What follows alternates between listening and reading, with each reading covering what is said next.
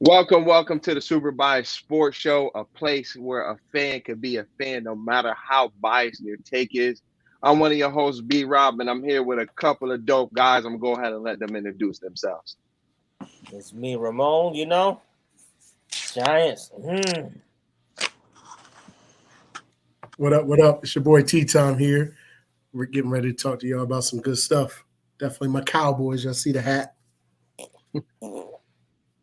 You already know Pedro, Bills Mafia, the number one seed in the AFC.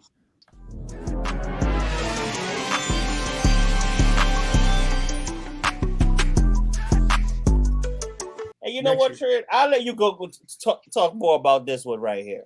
Hold up, before you switch, man, clip this. The Giants are not making the playoffs. Clip it. Anyways, on to more realistic things. Go ahead, Trent. So Dallas makes a splash move today, I guess we could call it. And they went out and they signed T.Y. Hilton. As a Cowboys fan, I look at this as a low risk, high reward, right? Truth of the matter is it's starting to seem like OBJ is not ready to play this year. There's been different film put out of his workouts and things, and he's not quite looking like he's going to be beneficial. And then he said, he doesn't feel like playing in the regular season is basically worth his time to sum it all up. So Dallas goes out, they get T.Y. Hilton. I think it helps us in the long run. T.Y., he was a dog when he was a dog, if that makes sense. He was definitely doing his thing. So, I mean, we already have our number one receiver, and Michael Gallup is starting to get back comfortable, but you can see, he's not quite there yet. I'd still punch him in as our number two, and then you got the number three is kind of open. Noah Brown hasn't really been doing too much, so it leaves it open for T.Y. I think that's beneficial. He's a veteran.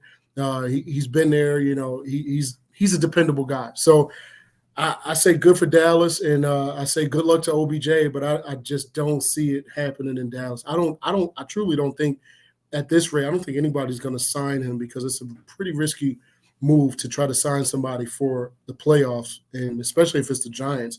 If they even do make it, they're one and done. So I don't know what you guys think. Now, the Giants don't do like what y'all do, but I would say this is a low, very, very low risk. This is not even a splash in the pond. This is like when the leaves fall slow to the pond and it barely and then to touch the water, then you see the little waves go away. That's more like that. But it is a high reward because he still got speed. Ty still got speed. Just need to open up the field. That's one thing that y'all. He was one of the best route runners when he was with exactly. Yeah. Just last year, he was decent when he came back from his injury. People be writing people off real quick. But they'll be writing back though. And is it over for OBJ? Absolutely not. He's gonna come home. He's gonna come do some practices. We don't need him until the playoffs. We'll be fine. Next year. No, this year. Because y'all not making it this year. No, this year. Pedro, go ahead. I think T.Y. was a good pickup. It never hurts to have good veteran leadership, which he definitely is. When it comes to OBJ, he's getting picked up by somebody. Let's be honest, and it's going to be one of the contenders. There's been names thrown around there, even more recently, like the Eagles and Chiefs. I've heard, but yeah, I do. Do I think it's over for Dallas? Probably. I think also, was it Jerry Jones? He realizes he has to pay a bunch of people next year. So maybe getting OBJ is probably not the best thing right now. So, yeah, I do think it's over, and they just went the cheaper route. Yeah, I also think that it is over for OBJ, just like Trenton alluded to. Nobody's gonna want to pick up him wanting to come in during the playoff time. I mean, you got to build chemistry, and then honestly, I think it's mainly because he doesn't feel comfortable with the knee as he thought he would, and then in the playoffs, it's only about 3-4 games anyway. So add 5 or 4 more games onto that, you probably feel like, oh man, maybe I shouldn't go this season. And plus, I feel like he's just trying to secure a bag for the next couple of seasons. As far as T.Y. Hilton, Dallas finally has a deep threat. Only because, and the reason why I said it is because T.Y. Hilton, you got to respect the speed. And take that top off. Right, he's going to take the top off the defense, and it adds a new element because CeeDee Lamb is not really a deep threat receiver. He's more of the possession guy. He don't really get as physical at the top of the routes on some of the deep plays unless he's like absolutely burning someone. He does most of his damage when he's getting that ball on crossers, slants, digs, and stuff like that, which he does a good job. He does his thing. But now that you got somebody that could take the top off the defense at any given moment, even if they don't like throw it to T.Y. Hilton maybe once or twice in a game, 40 yards deep. Once you see it once, you like every time he's on the field, I got to factor for the fact that he might just blow past me. So I think it's definitely going to be dope. You're going to see T.Y. Hilton in the slot, and hopefully this cuts down Dak, his interceptions. Hopefully it cuts down the interceptions. That's exactly what I think. That's what this move does for us. Yeah. Get out of here with that. Y'all not even making the playoffs. But that's what is most important, right? Because you need levels. You need a deep threat. You need somebody that can go in that mid-range, and you need somebody that's going to be your short-range guy.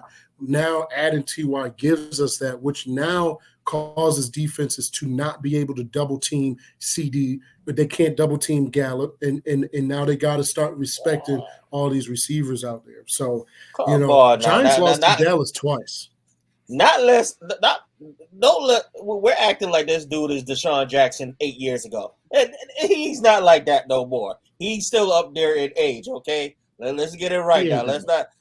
They could do one-on-one with him. It's just going to be a little bit more risky. That's all. Hey, you still got to respect speed, though. You still got to respect speed. Come on, he ain't running when it's NFL, you got to respect speed. Exactly. He's not coming off 2 ACL tears on the same leg. Like, you got to be real about it. Like, think about the nobody knows what OBJ is going to be. It's not like he had one leg and then the other. MVP for the New York Football Giants. He won't be. Not for y'all. He had the possibility if he was going. Even if he signs with Buffalo, I'd give him that possibility, but not in New York. Like, I mean, let's just keep it real.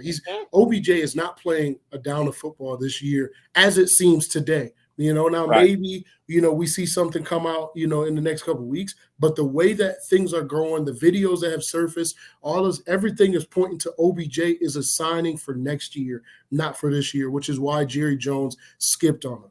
Because we all know if Jerry really wanted OBJ and if OBJ was ready, he would have signed him the first day he got to Dallas. Keep it real. He really wanted Lionel. I ain't gonna lie. Ain't spending no money. I ain't gonna lie. I think Jerry Jones really, really wanted OBJ. I think this time he actually just had some smart people in his ear. That's like, hey, as much as you love this guy, it does not make any sense. I think if it was just up to Jerry Jones, he would have signed OBJ. I think if it was 6 weeks ago. Yeah. Man, Jerry Jones, he ain't listening to nobody. He doing what he want when he want, and that's it. OBJ just told him, "No, I cannot come here. Sorry, taking my talents over to the New York Giants." Wow, come on. But he visited the Giants before he visited Dallas, so that don't even make sense. He just want to eat some good barbecue down there and stuff. That's all he wanted, some free barbecue. Go to the Jerry Jones estate. That's all he wanted. Take a little look around. Oh my gosh.